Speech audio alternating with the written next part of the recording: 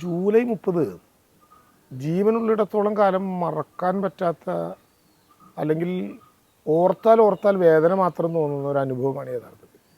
July 30 പുലർച്ചെയാണ് കളക്ടറും MLA യും ഒക്കെ വിളിച്ച് ഒരു ഉരുൾപൊട്ടലുണ്ടായിരിക്കുന്നു എന്ന കാര്യം പറഞ്ഞത്. അപ്പോൾ സാധാരണ നിലയിൽ ഒരു ചെറിയ ഉരുൾപൊട്ടലാകും എന്ന് കരുതി. കളക്ടറോട് തന്നെ ഞാൻ അങ്ങോട്ട് പോകട്ടെ എന്ന അനുവാദം ചോദിച്ചപ്പോൾ സൂക്ഷിച്ചു പോകണം എന്ന് പറഞ്ഞു. പിന്നെ MLA യും ജനപ്രതിനിധികളും പാർട്ടിക്കാരും ഒക്കെ വിളിച്ചു തുടങ്ങിയപ്പോൾ കുറച്ചുകൂടി ഗൗരവമാണ് എന്ന് മനസ്സിലായി. നേരെ തയ്യാറായി KSTMലേക്ക് യാത്ര തിരിച്ച് KSTM എത്തുമ്പോൾ മരണത്തിൻ്റെ ചില വാർത്തകൾ വന്നു തുടങ്ങി. അപ്പോഴും ചെറിയ നമ്പറിൽ നിൽക്കും എന്നാണ് നമ്മൾ കരുതുന്നത്. പുലർച്ചെ 4 മണി കഴിഞ്ഞപ്പോൾ തന്നെ മുഖ്യമന്ത്രിയുടെ ഫോൺ വന്നു. അപ്പോൾ തന്നെ ഗൗരവം കൂടുതൽ വർദ്ധിച്ചു. മുഖ്യമന്ത്രി ആ നേരത്ത് എഴുന്നേറ്റ് അടിയന്തരമായി പോകാനുള്ള തയ്യാറെടുപ്പുകൾക്ക് നോക്കിക്കോളൂ, ചാലക്കുടിയിലെ ഹെലികോപ്റ്റർ നമുക്ക് ഇങ്ങോട്ട് വരുത്താമെന്നൊക്കെ പറഞ്ഞപ്പോൾ കുറച്ചുകൂടി ഗൗരവമായി. പിന്നെ കുറച്ച് കഴിഞ്ഞപ്പോൾ ഏതാണ്ട് ഈ പുന്നപ്പുഴയിലൂടെ 45 കിലോമീറ്റർ സഞ്ചരിച്ചാൽ എത്തുന്ന പോത്തുകല്ലിൽ മനുഷ്യ ശരീരാവശിഷ്ടങ്ങൾ കണ്ടു തുടങ്ങിയിട്ടുള്ള വാർത്തകൾ വന്നു തുടങ്ങി. അപ്പോൾ പിന്നെ വളരെ ഗൗരവമായി. ചാലക്കുടിയിലെ ഹെലികോപ്റ്റർ വരാൻ പറ്റുന്നില്ല. ബാംഗ്ലൂരിൽ നിന്ന് പുതിയൊരു കോപ്റ്റർ സംഘടിപ്പിച്ച് ഞാനും മുഹമ്മദ് റിയാസ് മിനിസ്റ്ററും കേളു മിനിസ്റ്ററും കൂടി അങ്ങോട്ട് പോകുമ്പോൾ കൽപ്പറ്റയിൽ ഇറങ്ങാൻ പറ്റുന്നില്ല. നേരെ കോഴിക്കോട് വന്നിറങ്ങി. അവിടെ നിന്ന് പിന്നെ അങ്ങോട്ടുള്ളൊരു യാത്ര സത്യത്തിൽ ഇപ്പോൾ ഓർത്താൽ എങ്ങനെ നമ്മൾ ഇതിനെ അതിജീവിച്ചു എന്ന് അത്ഭുതം തോന്നും മനുഷ്യരെന്ന നിലയിൽ. ഞങ്ങളവിടെ ചെന്ന് നിൽക്കുമ്പോൾ 3ാമത്തെ ഉരുൾ ഉച്ചയ്ക്ക് പൊട്ടുകയാണ്. ആളുകൾ ഭയചകിതരാണ്. ഏതാണ്ട് ഈ പുന്നപ്പുഴയിലെ പാലം പൊളിഞ്ഞതിൻ്റെ അപ്പുറത്ത് 582 പേർ കാത്തു നിൽക്കുന്നുണ്ട്. അവർക്ക് ഇങ്ങോട്ടൊന്ന് കിടക്കണം. അവർക്ക് വെള്ളമൊക്കെ എത്തിച്ചു, പക്ഷെ അതുകൊണ്ട് തീരുന്നില്ല. അവർക്ക് ഇങ്ങോട്ട് കിടക്കണമെന്ന് മാത്രമല്ല, അവരുടെ കയ്യിൽ മരണപ്പെട്ടവരുടെ നീണ്ട നിരയുണ്ട്. അച്ഛനും അമ്മയും ഒക്കെ മരണപ്പെട്ട് അവരുടെ കൂട്ടത്തിൽ തലേന്ന് വരെ കഴിഞ്ഞവരിങ്ങനെ കൂടിയിരിക്കുകയാണ്. അവരുടെ വല്ലാത്ത മാനസിക സമ്മർദ്ദമാണ്. ഇപ്പുറത്തുള്ള കൗൺസിലേഴ്സ് ഉൾപ്പെടെയുള്ള ഡോക്ടർമാരെ കയറ് കെട്ടി അപ്പുറത്ത് കിടത്താനുള്ളൊരു ചെറിയ ശ്രമം ആരംഭിക്കുകയാണ്. ഞങ്ങൾ വിചാരിച്ചു ബെയിലി പാലം പണിയാനുള്ള പട്ടാളം വരുന്നു, ക്യാമ്പസിൽ നിന്ന് പുറപ്പെട്ടു. അവരുമായിട്ട് നമ്മൾ ബന്ധപ്പെട്ടപ്പോൾ നമ്മുടെയൊക്കെ ഒരു ധാരണ, നമ്മളൊരു ബെയിലി പാലത്തിൻ്റെ പൂർണ്ണത നേരിട്ട് കണ്ടിട്ടില്ലാത്തതുകൊണ്ട് പട്ടാളം വന്നാൽ ഒരു താൽക്കാലിക പാലമെങ്കിലും മണിക്കൂറുകൾ കൊണ്ടുണ്ടാക്കും എന്നാണ് നമ്മുടെ ധാരണ. അപ്പോൾ അവർ വിളിച്ചപ്പോൾ അവർ പറയുന്നു ഞങ്ങൾ 6:30 എത്തും ജൂലൈ 30. എത്തിയാൽ ഇനി ഇവിടെ നിന്ന് അളവെടുത്തിട്ട് വിവരം കൊടുത്തിട്ട് വേണം സുളൂലെ ക്യാമ്പസിൽ നിന്ന് ഹെലികോപ്റ്ററിലും പിന്നെ കണ്ടെയ്നറിലുമൊക്കെയായി വരാൻ. ഞങ്ങളുടെ പ്രതീക്ഷ ഇങ്ങനെ അവസാന നിമിഷത്തിൽ ഇങ്ങനെ നിൽക്കുകയാണ്. ഹെലികോപ്റ്റർ കൊണ്ടുവരാൻ പറ്റുന്നില്ല. പുന്നപ്പുഴയുടെ അപ്പുറത്തുള്ള ആല്, തകരാത്ത ആലിൽ നിന്നൊരു കയറ് കെട്ടി ആളെ കൊണ്ടുവരാൻ നോക്കിയിട്ട് ഒരു 10 മിനിറ്റിൽ ഒരാളെയൊക്കെയാണ് ഇപ്പുറത്ത് കിടക്കാൻ പറ്റുക. അതും ഗർഭിണികളും അത്ര അത്യാവശ്യമുള്ളവരും. കോപ്റ്റർ പറക്കാനേ പറ്റുന്നില്ല. ആകാശം ആകെ പ്രശ്നമാണ്. ഞങ്ങൾ സത്യത്തിൽ അന്ന് 582 ആളെ രക്ഷിച്ചില്ലെങ്കിൽ അവർ ചിലപ്പോൾ അവിടെ കടന്ന് ഏതെങ്കിലും വിധത്തിൽ അപകടത്തിൽപ്പെട്ടു മാനസികമായി തകരും. ചെല്ലുന്ന എല്ലാ ചതുപ്പിലും ചവിട്ടിയാൽ എല്ലായിടത്തും കയ്യും കാലും വേറിട്ട ശരീര ഭാഗങ്ങളും. 2 പഞ്ചായത്ത് മെമ്പർമാരുൾപ്പെടെ അപ്പുറത്തുണ്ട്. ഏത് നിമിഷവും പ്രശ്നം ഉണ്ടാകും. അപ്പോഴാണ് മലയാളിയുടെ ഒരു ദുരന്ത നിവാരണത്തിൻ്റെ ഒരു കരുത്ത്. ഒരു വിദ്യാഭ്യാസവും ഇല്ലാത്ത മനുഷ്യർക്ക് എങ്ങനെ എഞ്ചിനീയർമാരാകാം, അവർക്ക് എങ്ങനെ പുതിയ കണ്ടുപിടുത്തങ്ങൾ ഉണ്ടാക്കാം. SOG ഉണ്ടായിരുന്നു, പോലീസ് ഉണ്ടായിരുന്നു, ഫയർ ഉണ്ടായിരുന്നു, NDRFൻ്റെ ഒരു സംഘം ഉണ്ടായിരുന്നു. പക്ഷേ യഥാർത്ഥത്തിൽ പച്ചയായ മനുഷ്യർ കവുങ്ങ് വെട്ടി, മുള വെട്ടി, വടം കെട്ടി, കോണിയെടുത്ത് കൈയും ഹൃദയവും ചേർത്ത് പിടിച്ച് ഞങ്ങളെല്ലാവരും ഒരു മനുഷ്യന്മാരെ പോലെ 6 മണിക്ക് ഇതെത്തില്ല എന്ന് ബോധ്യപ്പെട്ട് നിന്നപ്പോൾ ഏതാണ്ട് 582 ആളുകളിൽ മഹാഭൂരിപക്ഷത്തെയും 7:55 ആകുമ്പോഴേക്കും ആ പുഴയുടെ ഇപ്പുറത്ത് കടത്തിയപ്പോഴാണ് ആദ്യഘട്ടത്തിലെ ഒരു ശ്വാസവായു ഉണ്ടാകുന്നത്. പിന്നെ ഓരോ നിമിഷവും അതിഭീകരമായിട്ടുള്ള ദുരന്തങ്ങളുടെ ഓർക്കാൻ പറ്റുന്നില്ല. യഥാർത്ഥത്തിൽ ഓഗസ്റ്റ് 24 താൽക്കാലിക പുനരധിവാസം കഴിഞ്ഞു വരുമ്പോൾ എല്ലാ ദിവസവും ഞങ്ങൾ ഉണ്ടായിരുന്ന ബറയിൽ ഗ്രൗണ്ടിലേക്കൊന്ന് പോയി. സത്യത്തിൽ ബറയിൽ നടപടികൾ ലോകത്തിനൊരു പുതിയ മാതൃകയായിരുന്നു. നമ്മൾ കണ്ടിട്ടുണ്ട് പല സ്ഥലങ്ങളിലും ശരീരാവശിഷ്ടങ്ങൾ ഗംഗയുടെ തീരത്ത് കോരിയെടുത്ത് JCB കൊണ്ട് കോരിയെടുത്ത് വലിയ കുഴി കുഴിച്ച് അതിലിട്ട് മൂടുന്ന അനുഭവങ്ങൾ നമ്മൾ കണ്ടിട്ടുണ്ട്. ഇവിടെ 298 മനുഷ്യരുടെ മരണം നമ്മൾ സ്ഥിരീകരിച്ചതിൽ 32 ആളുകൾ കാണാതായിട്ട് മരണം സ്ഥിരീകരിച്ചതാണ്. ബാക്കി 266 ആളുകളിൽ കേവലം 175 പേരെയാണ് നേരിട്ടോ ശരീരഭാഗങ്ങൾ കണ്ടോ ഐഡൻറ്റിഫൈ ചെയ്ത്. ബാക്കിയെല്ലാം DNA ടെസ്റ്റിലൂടെയാണ്. അത് തന്നെ ചിതറിത്തെറിച്ച ശരീരഭാഗങ്ങളാണ്, പൂർണ്ണമായതല്ല. അപ്പോൾ 298 മരിച്ചിട്ട് തിരിച്ചറിയാനാകാത്തവർ ഒരാൾ 5, 6, 7 പാഴ്സലുകളായിട്ടാണ് ഭൂമിയുടെ അടിയിലേക്ക് പോകുന്നത്. ഇവരെ തിരിച്ചറിയാനാകുന്നില്ല. ഒരു കാലാവധി കഴിഞ്ഞാൽ പിന്നെ മൃതശരീരത്തിനോട് കാണിക്കേണ്ട സാമാന്യ മര്യാദയനുസരിച്ച് അത് ഭൂമിക്കടിയിലേക്ക് പോകണം. അപ്പോൾ അങ്ങനെ കൊണ്ടുവരുന്ന ഓരോ മൃതശരീരാവശിഷ്ടങ്ങൾ, ചിലപ്പോൾ ഒരു കാലാകാം, ഒരു കൈയാകാം, ഒരു ചെവിയാകാം, ഒരു കണ്ണാകാം, ഒരു ഹൃദയമാകാം, ഒരു വിരലാകാം, ഇതെല്ലാം പ്രത്യേക പാഴ്സലാക്കി DNA ടെസ്റ്റിന് അയച്ചു കൊടുക്കുന്ന നമ്പർ വെച്ച് അതിനെല്ലാം ഒരു മൃതശരീരത്തിൻ്റെ മര്യാദയോടുകൂടി പൊതുദർശനത്തിന് വെച്ച് ഗൂഗിൾ സല്യൂട്ടും സർവമത പ്രാർത്ഥനയുമായി ഒരു സർക്കാർ ഉദ്യോഗസ്ഥൻ്റെ സാന്നിധ്യത്തിൽ 5 6 സന്നദ്ധ പ്രവർത്തകർ എടുത്താണ് കൊണ്ടുപോകുന്നത്.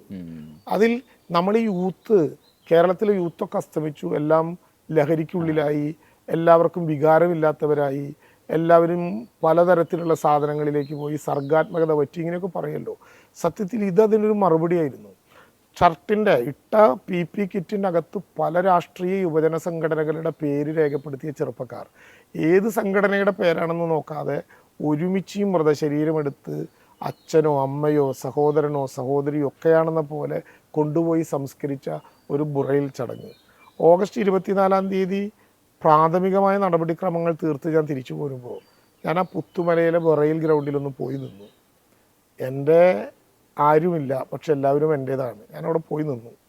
അതും എൻ്റെ ജീവിതത്തിലുണ്ടായ ഏറ്റവും വലിയൊരു വൈകാരിക അനുഭവമാണ്. കാരണം സാധാരണ നിലയിൽ ഒരാൾ മരണപ്പെട്ടാൽ കുഴിയുടെ ചൂടാറുന്നതിന് മുമ്പ് അതിൻ്റെ പുറത്ത് മാർബിളിൻ്റെ ശവക്കല്ലറ തീർത്ത് അച്ഛനാണെങ്കിലും അമ്മയാണെങ്കിലും ബന്ധുക്കളാണെങ്കിലും പേരും കൊല്ലവും തറവാട്ടു മഹിമയും ഒക്കെ എഴുതി വെച്ച് അതിൽ ഊറ്റം കൊള്ളുന്ന ശീലമുള്ള മലയാളിയുടെ മുമ്പിൽ പേര് പോലും എഴുതാൻ നിവൃത്തിയില്ലാതെ നാട്ടിയ കാലിൻ്റെ പുറത്ത് അയച്ച DNA ടെസ്റ്റിൻ്റെ നമ്പർ മാത്രമായി കിടക്കുന്ന 100 കണക്കിന് ശവക്കല്ലറകൾ പുത്തുമലയിൽ ഒരുപക്ഷെ പോയി നിന്ന് നോക്കിയാൽ നമുക്ക് ഈ DNA ടെസ്റ്റിൻ്റെ വിവരം വന്നിട്ട് വേണം ഏത് മകൻ്റെ അച്ഛനാണെന്ന്, ഏത് മകൻ്റെ അമ്മയാണെന്ന്, ഏത് സഹോദരനോടൊപ്പം വളർന്ന കൂടപ്പുറപ്പാണെന്ന് അവർക്ക് തിരിച്ചറിയാൻ. ആ വിധത്തിൽ ഒരുപക്ഷെ മലയാളി സമീപ ഭൂതകാലത്തൊന്നും കണ്ടിട്ടില്ലാത്ത ദുരന്തത്തിൻ്റെയും വേദനയുടെയും ഒരു പർവ്വമായിരുന്നു യഥാർത്ഥത്തിൽ ഈ ചൂരൽമല.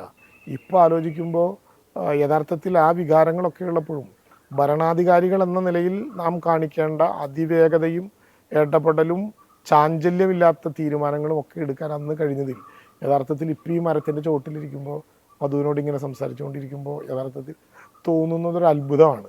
ആ അത്ര മാത്രം തീവ്രവും പറഞ്ഞാൽ തീരാത്തതുമായിട്ടുള്ളൊരു അനുഭവങ്ങളുടെ ഇടമായി ആയിരുന്നു ആ ദിവസങ്ങളിൽ ചൂരൽമല.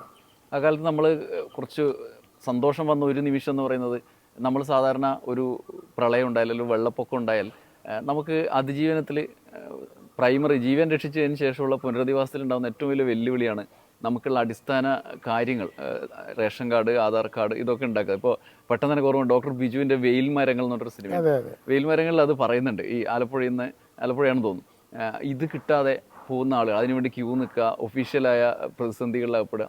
പക്ഷേ ആദ്യത്തെ ആഴ്ചയിൽ തന്നെ, ആദ്യത്തെ ദിവസങ്ങളിൽ തന്നെ അവിടെ മിനിസ്റ്റർ റേഷൻ കാർഡ് വിതരണം ചെയ്യുന്നൊരു ചടങ്ങ് എനിക്കിപ്പോൾ ഓർമ്മ. റേഷൻ കാർഡ് പിന്നെ മറ്റോരോ സർട്ടിഫിക്കറ്റുകളൊക്കെ പിന്നാലെ വരികയാണ്.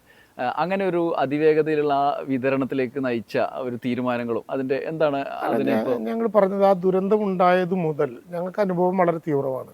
ആദ്യത്തെ ദിവസം മുതൽ പുസ്തകത്തിൽ എഴുതി തുടങ്ങുകയാണ് വേണ്ടതായ കാര്യങ്ങളെല്ലാം. 1 മണിക്കൂർ പോലും അതല്ലാതെ ഈ ചിന്തയല്ലാതെ മറ്റൊരു വിശ്രമമില്ല.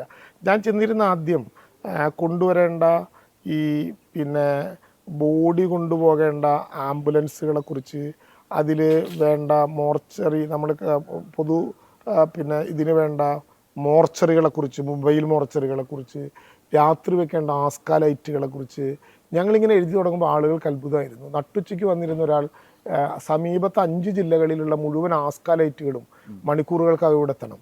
അപ്പോൾ കളക്ടറിനോട് ചോദിച്ചു, മുൻഗണന അതിനാണോ സാർ? ഞാൻ പറഞ്ഞു ഉറപ്പായിട്ടും, കാരണം 6 മണി കഴിഞ്ഞാൽ ഇരുട്ടാവും, ആസ്ക ലൈറ്റ് അല്ലാതെ അവിടെ വെളിച്ചം എത്താൻ ഒരു വഴിയില്ല. ബോഡികൾ വന്നാൽ മൊബൈൽ മോർച്ചറി വേണ്ടി വരും, ഇവിടെയുള്ള മോർച്ചറികൾ പറ്റില്ല.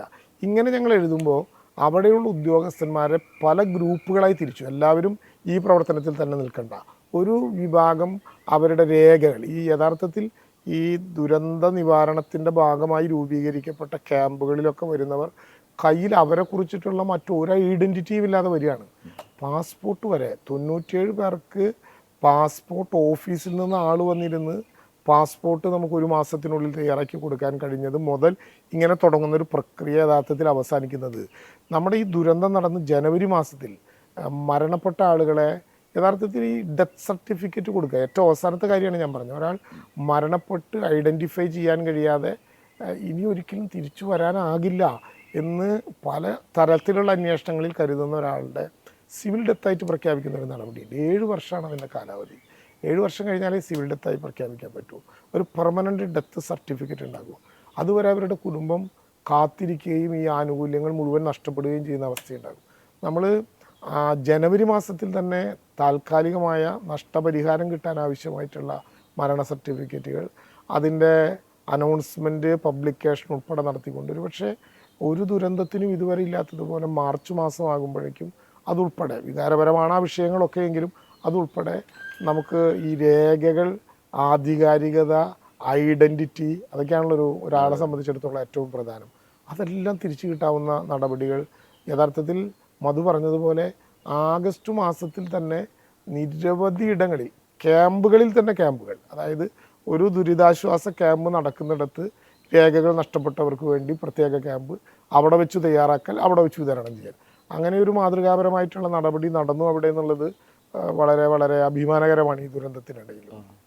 ഇപ്പോൾ നമ്മൾ ഈ ടൗൺഷിപ്പിൽ എത്തി നിൽക്കുമ്പം ഒരു പ്ലാനാണല്ലോ നമ്മുടെ മുമ്പിലുള്ളത്.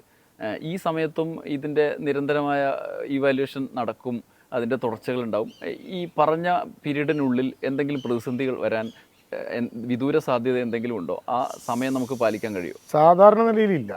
ഇപ്പോൾ കോടതിയിലുള്ളൊരു കേസാണ് ഇപ്പോൾ നമ്മുടെ മുമ്പിലുള്ള ഒരു പ്രധാനം. കോടതി അന്ന് പറഞ്ഞിട്ടുള്ളത് സിംബോളിക് പൊസഷനാണ്. സ്വാഭാവികമായിട്ടും നിർമ്മാണം തുടങ്ങുന്നതിനെ സംബന്ധിച്ച് കോടതി ഇപ്പോൾ അടുത്ത 10-ാം തീയതി അതിലും ഒരു അഭിപ്രായം പറയാൻ തീരുമാനിച്ചിട്ടുണ്ട്. പക്ഷേ കോടതി വിധി ഒരിക്കലും തടസ്സമാകില്ല എന്ന് പറയാൻ കാരണം ചീഫ് ഉൾപ്പെടെ നടത്തിയിട്ടുള്ള ഡിവിഷൻ ബെഞ്ചും ഈ നമ്മൾ ഈ ഭൂമി ഏറ്റെടുക്കുന്നതിനെ സംബന്ധിച്ച് ഏതെങ്കിലും വിധത്തിലുള്ള സ്റ്റേയോ തർക്കമോ ഉന്നയിച്ചിട്ടില്ല. അത് കൊടുക്കുന്ന നഷ്ടപരിഹാരവുമായി ബന്ധപ്പെട്ടാണ്. അത് കോടതിക്ക് തീരുമാനിക്കാനുള്ള ഒരു പ്രത്യേകമായിട്ടുള്ള അധികാരമുള്ളത് കൊണ്ട് കോടതി അങ്ങനെ തീരുമാനിക്കട്ടെ. ആ പ്രശ്നം നമ്മുടെ മുമ്പിൽ ഉണ്ടാകില്ല. കേന്ദ്ര ഗവൺമെൻറ് നമ്മളിങ്ങനെ നിരന്തരമായി ആക്രമിച്ചുകൊണ്ടിരിക്കുകയാണ്. യഥാർത്ഥത്തിൽ ഒരു മലയാളിയോടും മാത്രമല്ല ലോകത്ത് ആരോടും ചെയ്യാൻ പാടില്ലാത്ത പണ്ടൊരു സുപ്രീം കോടതിയുടെ നിരീക്ഷണമുണ്ട്. ഈ ബംഗാളുമായി ബന്ധപ്പെട്ട അരിക്ഷാമത്തിൻ്റെ ഒരു കേസിൽ കോടതി പറഞ്ഞു ഈ ദുരന്തമുണ്ടായാൽ സെൻറ്ററും സ്റ്റേറ്റും തമ്മിലുള്ള ബന്ധം ജൈവികമാകണം. ഒരു ദുരന്തം ഒരു സംസ്ഥാനത്തുണ്ടായാൽ ആ ദുരന്തത്തിൻ്റെ മുമ്പിൽ ഗാർഡിയൻ ഏഞ്ചലിൻ്റെ റോളാണ് യഥാർത്ഥത്തിൽ കേന്ദ്രം എടുക്കേണ്ടത്. ഇവിടെ ഗാർഡിയൻ ഏഞ്ചൽ എന്നൊക്കെ പറഞ്ഞാൽ സ്വപ്നങ്ങളിൽ മാത്രമുള്ളൊരു സാധനമാണ്. ചെകുത്താൻ്റെ റോൾ എടുക്കുന്നു കേന്ദ്രം എന്നുള്ളതാണ് മലയാളി ഇപ്പോൾ കാണുന്നൊരു പ്രധാനപ്പെട്ട പ്രയാസം. ഇപ്പോൾ ഞാൻ ഉദാഹരണത്തിന് പറഞ്ഞാൽ നമ്മുടെ ഈ ദുരന്തം നടന്ന് ആഗസ്റ്റ് 9-ാം തീയതി IMCT എത്തി, ഇന്ത്യൻ ഇൻ്റർ മിനിസ്റ്റീരിയൽ സെൻട്രൽ ടീം. അത് വരുന്നത് ഇതിൻ്റെ ലെവൽ അറിയാനാണ്. 4 ലെവലേ ഉള്ളൂ, L0, L1, L2, L3. ഓരോന്നിനും കാറ്റഗറി ഉണ്ട്. സംസ്ഥാനത്തിനേക്കാൾ മുകളിൽ പോകുന്ന ദുരന്തമാണ് L3. അത് പരിശോധിക്കണമെങ്കിൽ മാത്രമേ IMCT വരൂ. വന്നിട്ട് എസ് ഓർ നോ പറഞ്ഞാൽ മതി. L3 അല്ലെങ്കിൽ പിന്നെ L2ലേക്ക് പോകും, സംസ്ഥാന ദുരന്തമാകും. ഇത് പരിശോധിക്കാൻ വന്ന IMCT 9, 10, 11 തീയതികളിൽ കേരളത്തിൽ പരിശോധന നടത്തി. എനിക്ക് മനസ്സിലാക്കിയത്, ഒരു മന്ത്രി എന്ന നിലയിൽ ആധികാരികമായി മനസ്സിലാക്കിയത്, 1 മാസക്കാലം കൊണ്ട് അവർ റിപ്പോർട്ട് കൊടുത്തു ഈ ദുരന്തം ഒരു L3 ദുരന്തമാണ്. പിന്നെയും ഹൈ ലെവൽ കമ്മിറ്റി കൂടാൻ 2 മാസം പിടിച്ചു. അപ്പോൾ 3 മാസമായി. ഹൈ ലെവൽ കമ്മിറ്റിയും ഇതൊരു ഡിസാസ്റ്റർ ഓഫ് സീവിയർ നേച്ചറാണ് എന്ന് കണ്ടു. അപ്പോൾ 3 മാസം. അങ്ങനെയാണെങ്കിൽ ആഗസ്റ്റ്, സെപ്റ്റംബർ, ഒക്ടോബർ. പക്ഷെ നമ്മളോട് പറഞ്ഞത് എന്താണ്? ഡിസംബർ 30-ന്. എന്തിനായിരുന്നു പിന്നെയും 2 മാസം? പിന്നെയും 2 മാസം പറയേണ്ടതില്ല എന്നങ്ങ് തീരുമാനിച്ചു.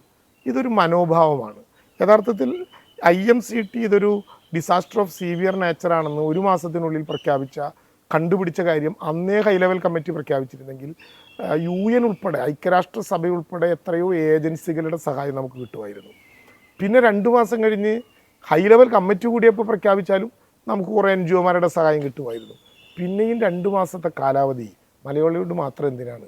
സെക്ഷൻ 13 പ്രകാരം ഡിസാസ്റ്റർ ആക്റ്റിൽ കടങ്ങൾ എഴുതി തള്ളാനുള്ളൊരു വകുപ്പുണ്ട്. ഇപ്പോൾ കടങ്ങൾ 30 കോടി രൂപയുടെ കടങ്ങൾ എഴുതി തള്ളാൻ അല്ലെങ്കിൽ അതിനുള്ള പണം കൊടുക്കാൻ കേരളത്തിന് ഒരു മടിയില്ല. കേരള ബാങ്ക് അത് ചെയ്തു. ഇനി CMDRF നിന്ന് എടുത്തു കൊടുക്കണോ? കേരളത്തിന് പ്രയാസമില്ല. പക്ഷേ ഈ തീരുമാനത്തിൻ്റെ അടിസ്ഥാനത്തിൽ എടുത്താലുള്ളൊരു പ്രശ്നം, പിന്നീടത് ആ കടബാധിതൻ്റെ സിബിൽ സ്കോറിനെ ബാധിക്കില്ല. കാരണം നിയമപരമായി അയാളുടെ സിബിൽ സ്കോറിനെ ബാധിക്കാതെ ഇത് എഴുതി തള്ളാമെന്ന് മാത്രമല്ല, ജീവനോപാധിക്ക് വേണ്ടി അതേ ദുരന്തബാധിതന് അതേ ബാങ്കിൽ നിന്ന് പുതിയ ലോണും കൊടുക്കാനും ഇത് നിഷ്കർഷിക്കുന്നുണ്ട്. ചെയ്തില്ല. കേരളം ആഗസ്റ്റ് 17 കൊടുത്ത പ്രധാനമന്ത്രിയുടെ നിർദ്ദേശപ്രകാരം കൊടുത്ത മെമ്മോറാണ്ടം 1202 കോടി രൂപ ഒരു വിലയുണ്ടായില്ല. അതിനുശേഷം കൊടുത്ത PDN post disaster need assessment ചർച്ചകൾ പലത് നടന്നു, ഒരു തീരുമാനം ഉണ്ടായില്ല. ബഡ്ജറ്റ് അവതരിപ്പിക്കുമ്പോൾ ഞാൻ കരുതിയത് വ്യക്തിപരമായിട്ട് കേന്ദ്രമന്ത്രി ഒരു സ്ത്രീ കൂടിയാണ്, സ്വാഭാവികമായിട്ടും ഇത്തരം പ്രശ്നങ്ങളിൽ ഒരു വികാരം ഉണ്ടാകും. സ്ത്രീക്കും പുരുഷനും ഒക്കെ ഉണ്ടാകേണ്ടതാണ്. ഞാനൊരു മറ്റൊരു കാര്യം പറഞ്ഞതല്ല. എങ്കിലും കേന്ദ്ര ധനകാര്യമന്ത്രിയിൽ നിന്ന് ഒരു വാക്കെങ്കിലും ബഡ്ജറ്റ് അവതരിപ്പിക്കുമ്പോൾ ഈ ബഡ്ജറ്റ് ഈ ദുരന്തബാധിതർക്ക് വേണ്ടി സമർപ്പിക്കുന്നുവെന്നോ അവരോടൊപ്പമുണ്ടെന്നോ അതിനെ ഞങ്ങൾ വിട്ടുകളഞ്ഞിട്ടില്ലെന്നോ, ഇതിനേക്കാൾ വലിയ ദുരന്തം ഇന്ത്യയിൽ ഈ സാമ്പത്തിക വർഷം ഉണ്ടായത് ഏതാണ്? മഞ്ഞുമല ഇടിഞ്ഞത് വേണമെങ്കിൽ ഇതിൻ്റെ ഒരു 50% താഴെ നിർത്താം. പക്ഷേ ഒരു ചതുരശ്ര കിലോമീറ്ററിൽ 297 ആളും മരണപ്പെട്ട ഒരു ഗ്രാമം ഇന്ത്യയിൽ വേറെ ഏതുണ്ട്? ഒരു വരി പോലും പരാമർശിച്ചില്ല. പക്ഷെ ഞങ്ങൾ പേടിക്കുന്നില്ല. കാരണം ഈ പണം ഒരു പ്രശ്നമാകില്ല. പണം നമുക്ക് അനിവാര്യമാണെങ്കിലും നമ്മുടെ സ്പോൺസർമാർ, നമ്മളുമായി ബന്ധപ്പെട്ട് സഹായിക്കാൻ തുനിഞ്ഞ ആളുകൾ, സർക്കാരിൻ്റെ ഇച്ഛാശക്തി, മലയാളികളോടുള്ള നമ്മുടെ വിശ്വാസം, ഇതെല്ലാം കൂട്ടിക്കലർത്തുമ്പോൾ ആ പ്രശ്നത്തെയും നമുക്ക് അഭിസംബോധന ചെയ്യാൻ കഴിയും. 2025-26 ഈ ടൗൺഷിപ്പ് പൂർത്തീകരിക്കാൻ ബഹുമാനപ്പെട്ട ഗവർണർ നയപ്രഖ്യാപന പ്രസംഗത്തിൽ അടുത്ത സാമ്പത്തിക വർഷം എന്നാണ് പ്രഖ്യാപിച്ചതെങ്കിലും 2025 തന്നെ പൂർത്തീകരിക്കാനുള്ള ആദ്യ തീവ്രമായിട്ടുള്ള ഇടപെടലാണ് ഗവൺമെൻറ് നടത്തുന്നത്. 2026 പ്രഭാതം അവർക്ക് ഈ പുതിയ സമാനതകളില്ലാത്ത വിധം സ്നേഹം കൊണ്ട് മലയാളി നിർമ്മിച്ചു കൊടുക്കാൻ പോകുന്ന പുതിയ സ്വപ്ന നഗരത്തിലാകണം എന്നാണ് സർക്കാരിൻ്റെ ആഗ്രഹം. അതനുസരിച്ചുള്ള നടപടിക്രമങ്ങളിലേക്ക് ഇത് വീഴാൻ പറ്റില്ല. കൃത്യം നടപടിയാണ്. ഈ നടപടിക്രമങ്ങളെ നിയന്ത്രിക്കാൻ ഒരു സ്പെഷ്യൽ ഓഫീസറും അദ്ദേഹത്തിൻ്റെ ഓഫീസും, അവിടുത്തെ ഈ PIU അതായത് project implementation unit, collector chair ചെയ്യുന്ന ഒരു സംവിധാനം, അതിന് മീതെ നിരന്തരമായി ഇതിനെ മോണിറ്റർ ചെയ്യാൻ ചീഫ് സെക്രട്ടറി കൺവീൻ ചെയ്യുന്ന ഒരു ഉദ്യോഗസ്ഥ തല സമിതി, എല്ലാ മാസവും തുടർച്ചയായി ഇതിൻ്റെ പ്രവർത്തനം വിലയിരുത്താൻ മുഖ്യമന്ത്രിയും പ്രതിപക്ഷ നേതാവും മന്ത്രിമാരും സ്പോൺസർമാരും അടങ്ങുന്ന ഒരു സമിതി. ഇനി ചില ആളുകൾ ചോദിക്കുന്നുണ്ട്, CMDRFിലേക്ക് വീടുണ്ടാക്കാനുള്ള പണം തരുമ്പോൾ അത് ട്രഷറി അക്കൗണ്ടല്ലേ, മറ്റു വഴിയിലേക്ക് പോകും? അല്ല, ഇതൊരു ഡെഡിക്കേറ്റഡ് അക്കൗണ്ട്. വീട് നിർമ്മാണത്തിന് മാത്രമായി സ്പോൺസർമാർ തരുന്ന പണം ഒരു ഡെഡിക്കേറ്റഡ് അക്കൗണ്ടിലേക്ക് കിഫ്കോൺ ഒരു EPC നിന്ന് ULCCയുടെ നേതൃത്വത്തിലുള്ള നടപടി. അപ്പോൾ വളരെ വളരെ ക്ലിയർ പ്ലാനിംഗ് ആണ് നമ്മുടെ. ഒരു മാറ്റവും കുറവും ഉണ്ടാകുമെന്ന് ഞാൻ കരുതുന്നു. അതായത് നടപടികൾ വൈകിപ്പിച്ച് വരാനുള്ള സാമ്പത്തിക സഹായങ്ങളെ മുടക്കാൻ വേണ്ടി കഴിഞ്ഞു. ഒപ്പം നേരിട്ടുള്ള സഹായം ഒരു വിധത്തിലും തരില്ല എന്ന് പ്രഖ്യാപിച്ച് മുന്നോട്ട് പോയി. സമാന്തരമായിട്ട് രാഷ്ട്രീയ പ്രചരണവും നടത്തി സംഘപരിവാർ സംഘടന. വളരെ ഭീകരമാണ് രാഷ്ട്രീയം. ഇതിനെ നമ്മൾ ഈ നിലയിൽ ഇത്രയും മനുഷ്യ വിരുദ്ധമായ നിലയിൽ ഒരു ഭരണകൂടവും മറ്റൊരു സംസ്ഥാനത്തിനോട് ഫെഡറൽ സംവിധാനത്തിൽ പെരുമാറിയിട്ടുണ്ടാവില്ല എന്നുള്ളതാണ് ഈ ഒരു സംഭവം നമുക്ക് മനസ്സിലാക്കി തരുന്നത്. ഇതിനെ നേരിടുന്ന ഘട്ടത്തിൽ നമ്മൾ ഈ വിശദീകരണങ്ങളിൽ അല്ലെങ്കിൽ ജനങ്ങളിലേക്ക് ഇത് കമ്മ്യൂണിക്കേറ്റ് ചെയ്യുന്നതിൽ എത്രമാത്രം നമ്മൾ മുന്നോട്ട് പോയി? അതിനാണോ പ്രാധാന്യം കൊടുത്തത്, അതോ വയനാടിനാണോ? അതായത് ഞങ്ങൾ മാധ്യമങ്ങൾ നടത്തുന്ന പ്രചരണ പ്രവർത്തനങ്ങളെ മാത്രം കേന്ദ്രീകരിച്ച് പോകണമെന്ന അഭിപ്രായം ഉന്നയിച്ചവരല്ല. നമ്മുടെ പ്രശ്നം വയനാടായിരുന്നു. വയനാടിലെ അവസാനത്തെ ദുരന്തബാധിതനെയും പുനരധിവസിപ്പിക്കുക എന്നൊറ്റ ലക്ഷ്യം ജൂലൈ 30 മുതൽ ഉയർത്തിപ്പിടിച്ചതാണ് നമ്മൾ. എന്തെല്ലാം അനുഭവങ്ങൾ! ഞാൻ ഇന്നലെ ഒരു ചാനൽ കണ്ടു, മറ്റെവിടെയോ നിർമ്മിച്ച ഒരു വീട് ഇതിനു വേണ്ടി കൊടുക്കാം എന്ന് പറഞ്ഞ ഒരാളുടെ ഇൻ്റർവ്യൂ എടുക്കുമ്പോൾ അവതാരകൻ പറയുകയാണ്, 8 മാസം കഴിഞ്ഞിട്ട് തറക്കല്ലിടുക മാത്രം ചെയ്ത്, തറക്കല്ലിട്ട് ഇപ്പോൾ ഒരാഴ്ച തികഞ്ഞിട്ടില്ല, തറക്കല്ലിടുക മാത്രം ചെയ്ത് നിൽക്കുകയാണ് സർക്കാരിൻ്റെ ഭാഷ്യമെങ്കിൽ ഇവിടെ ഇതാ ഈ വരാൻ പോകുന്ന ദിവസം ഒരു നിർമ്മാണം ആരംഭിക്കാൻ പോകുന്നു. എന്തൊരു തമാശയാണ് അതിൻ്റെ പിന്നിലുള്ളത്. അജണ്ടകളുണ്ടാകാം. നമ്മുടെ കോടതി ആഗസ്റ്റ് 17 കൊടുത്ത മെമ്മോറാണ്ടത്തെക്കുറിച്ച് മാധ്യമങ്ങൾ ആഗസ്റ്റ് 17 കൊടുത്ത മെമ്മോറാണ്ടം 23 കോടതിക്ക് സമർപ്പിച്ചതാണ്. ആ മെമ്മോറാണ്ടത്തിൽ the cost involved and estimated to be എന്ന ആമുഖത്തോടെ ഓരോ ഹെഡിലും നടന്നതും നടക്കാൻ പോകുന്നതുമായ ചെലവുകളെക്കുറിച്ച് പറഞ്ഞപ്പോൾ ഒരുത്തൻ്റെ ശവക്കല്ലറയിലേക്ക് ദഹിപ്പിച്ചതിന് 75,000 രൂപ പിണറായി വിജയനും മന്ത്രിമാരും എഴുതിയെടുത്തു എന്ന് 36 മണിക്കൂർ നേരം ഇടതടവില്ലാത്ത വിധം മാധ്യമ വിചാരണയ്ക്ക് സർക്കാർ വിധേയമായി. 36 മണിക്കൂറിലെ പ്രക്രിയ പൂർത്തീകരിച്ചതിന് ശേഷം 3 മിനിറ്റ് കൊണ്ട് എല്ലാവരും പറഞ്ഞു ഇത് ഞങ്ങൾക്കൊരു തെറ്റ് പറ്റിയതാണ്, ഞങ്ങൾ ഇവർ കൊടുത്തത് മെമ്മോറാണ്ടമാണ്, പണമൊന്നും കേരളം കൈപ്പറ്റിയില്ല.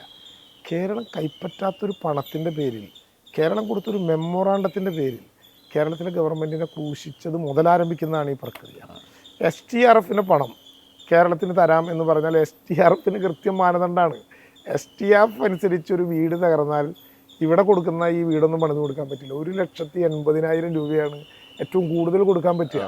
അപ്പോൾ ഇതെല്ലാം ചൂണ്ടിക്കാണിച്ചുകൊണ്ട് കേരളത്തിലേതോ പണം ബാക്കിയുണ്ട്, കേരളത്തിൽ ഇഷ്ടം പോലെ പണം കൊടുത്തിട്ടുണ്ട് എന്നൊക്കെ പറഞ്ഞ് കേന്ദ്ര ഗവൺമെൻറ് കേരളത്തിനോട് നടത്തിയ മനുഷ്യത്വരഹിതമായിട്ടുള്ള ആക്രമണം, ഇത് മലയാളിയുടെ ക്ഷമയെ പരീക്ഷിക്കുന്ന വിധത്തിലുള്ള ആക്രമണമാണ്. എന്തെല്ലാമാണ് കേന്ദ്രമന്ത്രിമാർ എന്തെല്ലാമാണ് പറയുന്നത്.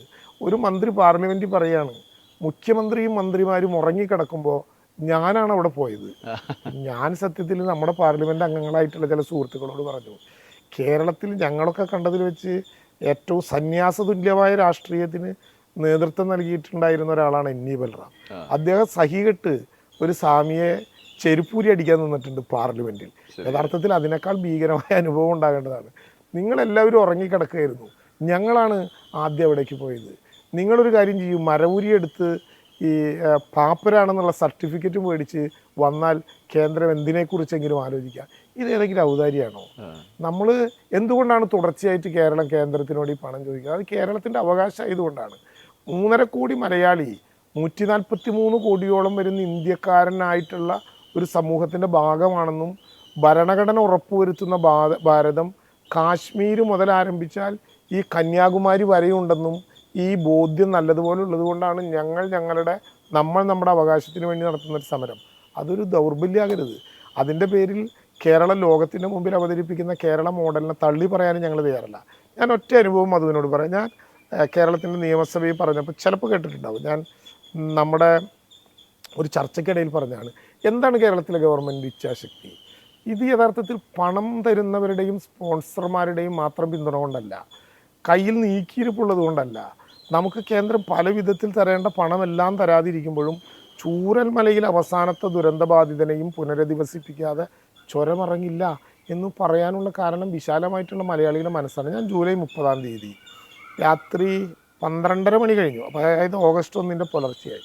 ഞാൻ കേരളത്തിൻ്റെ നിയമസഭയിൽ പറഞ്ഞതാണ്, ഞാൻ ആസ്റ്റർ മെഡിസിറ്റി ആശുപത്രിയിൽ നിൽക്കുമ്പോഴാണ് എനിക്കൊരു പെൺകുട്ടി ഒരു വാട്സപ്പ് സന്ദേശം അയക്കുന്നത്. സത്യത്തിൽ ആ സന്ദേശം നമ്മളെ ഞെട്ടിപ്പിക്കുന്നതും നമ്മളെ അഭിമാനം കൊള്ളിക്കുന്നതും, ഭാരതം എന്ന പേർ കേട്ടാൽ അഭിമാനപൂരിതമാകണം അന്തരംഗം, കേരളം എന്ന് കേട്ടാലോ തിളയ്ക്കണം ചോര നമുക്ക് ഞരമ്പുകളിൽ എന്നെഴുതിയതുപോലെ കേരളത്തെക്കുറിച്ചൊരു ദുരന്തത്തിൻ്റെ നടുവിൽ നമ്മൾ ആവേശം കൊള്ളിക്കുന്ന 3 വരി അർദ്ധരാത്രിക്ക് ശേഷം ഒരു അമ്മയായിട്ടുള്ളൊരു കൊച്ചു പെൺകുട്ടി എഴുതുകയാണ്.